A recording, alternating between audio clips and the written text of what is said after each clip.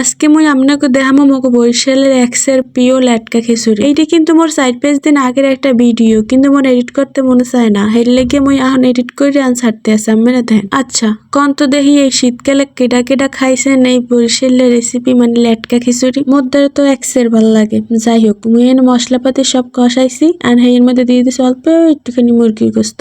এই মুরগি গোস্তটি সুন্দর মতো কষামো, এক্সের কষামো। যাই হোক, ওখানে আবার সবজি সুন্দর মতো কাটিয়ে একা ধুইয়া সেকতে থইছি, আর এদিকে গোস্তটু ভালো মতো বুনবো। এই খিচুড়িটা কিন্তু কাল গরম গরম টাটকা টাটকা খাইতে হইবে, যদি টাগরাই না পড়ে হেলে আবার কিসের লেটকা খিচুড়ি আর কিসের শীতকালে খিচুড়ি। যাই হোক, মুই বিসমিল্লা কইয়া সব সবজিগুলা দিয়ে দিছি, আর এইগুলারও খুব সুন্দর মতো কষামো। কষাইতে কষাইতে এগুলার বাপ মার নাম ভুলাই হেলাইতে, পরে যেন আবার চোখ মিললে আর রিগি দিয়ে তাকাইতে না পারে। আচ্ছা, মুই মোর বাপের একটা কথা আমি ওদের শেয়ার করি। মোর মার তরকারি যদি একদিন সাদা হয় হেলে মোর বাপে খাইতে পেয়ে কয়, ওরে আল্লাহ তরকারি দিমো দিক চাইয়ে রয়েছে, মুই তরকারি খাইমো না তরকারি মোরে খাইবে। হেইয়ের মাইয়েই তো মুই, মোর তরকারি কি ফানে চাইয়ে থাকবে, হেললে কি ভালো মতো কষাইতে।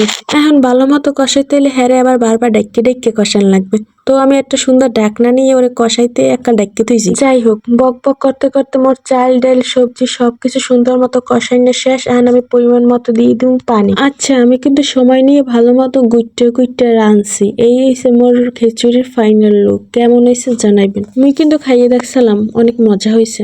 তো এই পর্যন্তই, আল্লাহ হাফেজ।